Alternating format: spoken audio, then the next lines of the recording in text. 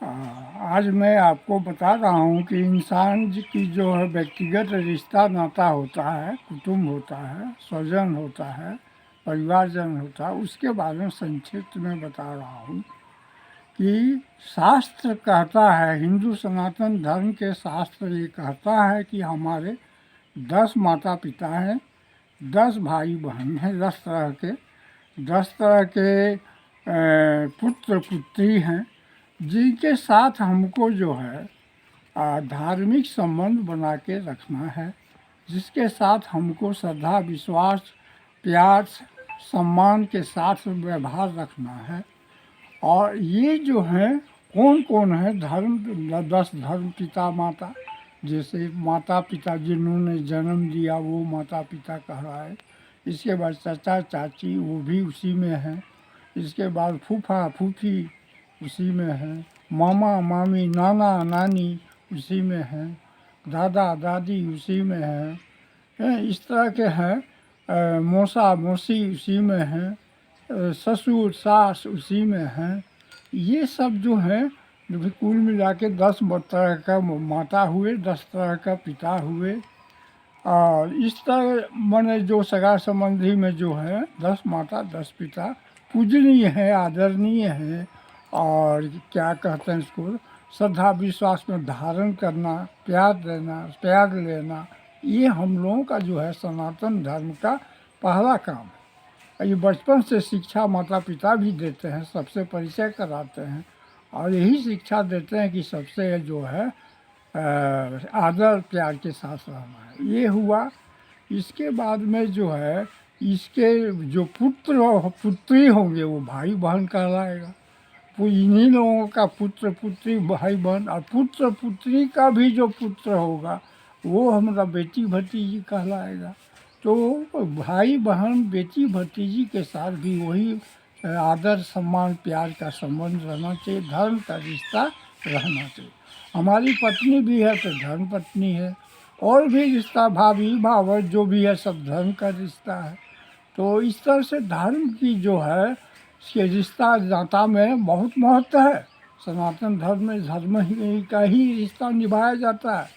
इसी रिश्ता नाता के साथ अर्थनीति है। अर्थनीति जो है स्वार्थ से परे अर्थनीति होता है, तो अर्थनीति भी है।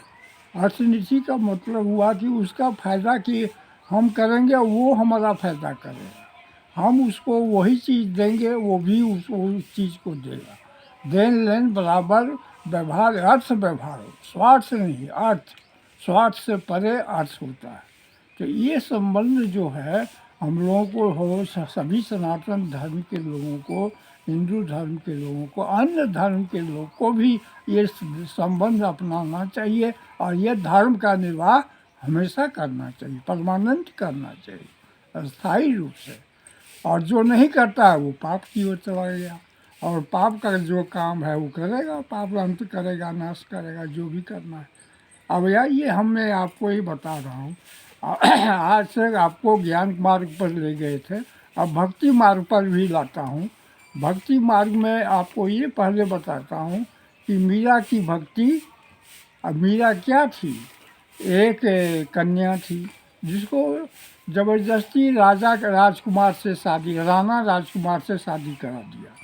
वो नहीं चाहती थी, वो कृष्ण भक्त बचपन से थी और कृष्ण से ही अपना सब शादी करना चाहती थी, और कृष्ण से ही उनको सब दर्शन पूजा जो भी है उसका, गिरधर मेरा कोई और दूसरा कोई नहीं, कृष्ण कोई, ये उसका जो है शुरू से ही नारा था। लेकिन वो मीरा जो है समस्त राज सुख त्याग दी, राजा राजकुमार पति को त्याग दी, वो सब कुछ वैभव को त्याग के और अपना जो है चली गई झोपड़ी में रह के समझिए, और कृष्ण भगवान को भजने लगी, नाचने गाने लगी, कृष्ण का दीवाना बन गई। क्यों? ये भक्ति रस, भक्ति में आ गई, ये भक्ति रस में डूब के अनन्य भक्ति चली गई और इतना राजपाट त्याग दी। एक मीरा है जो वहाँ तक पहुँच गई और अंत में भगवान की इच्छा पूर्ण की और कृष्ण से मिलन हुआ और कृष्ण दर्शन हुआ और कृष्ण में समा गई और समझे स्वर्ग में अपना घर सुरक्षित कर ली। वही है कि एक कलयुगी लड़की है, कलयुग की लड़की है, वो क्या बनना चाहती है? रानी। जैसे मीरा की रानी थी लेकिन नहीं त्याग दी, और वो उसी रानी को पाने के लिए वो कुछ भी करने के लिए वो तैयार है। कुछ भी करने का मतलब आप लोग समझते हैं कलियुग क्या, कुछ भी का मतलब कलियुग के कहने पर चलेगी, कलियुग कहने पर सब अनर्थ करेगी। इसके बाद वो एक दिन वो रानी भी बन जाएगी, माने रानी के कुर्सी मिल जाएगा उसको। तो ये चीज़ जो है अपना अपना सोच के अनुकूल होता है। तो भक्ति है तो मीरा कहाँ स्वर्ग में घर बनाई, और वो रानी कहाँ घर बनाएगी, दिल्ली में, पटना में, रांची में, कलकत्ता में, और कहाँ घर बनाएगी। उसका घर वही है, और मीरा का घर स्वर्ग में है, परमानेंट अस्थाई घर। और ये रांची पटना दिल्ली का घर टेम्पररी घर। तो यही है भक्ति का यही है। भक्त अगर आप हैं बंधुगण, तब आपको समझाना क्या है, भक्त की नशा ऐसा चढ़ेगा कि आप अपने भगवान को छू लें, भगवान पा लेंगे।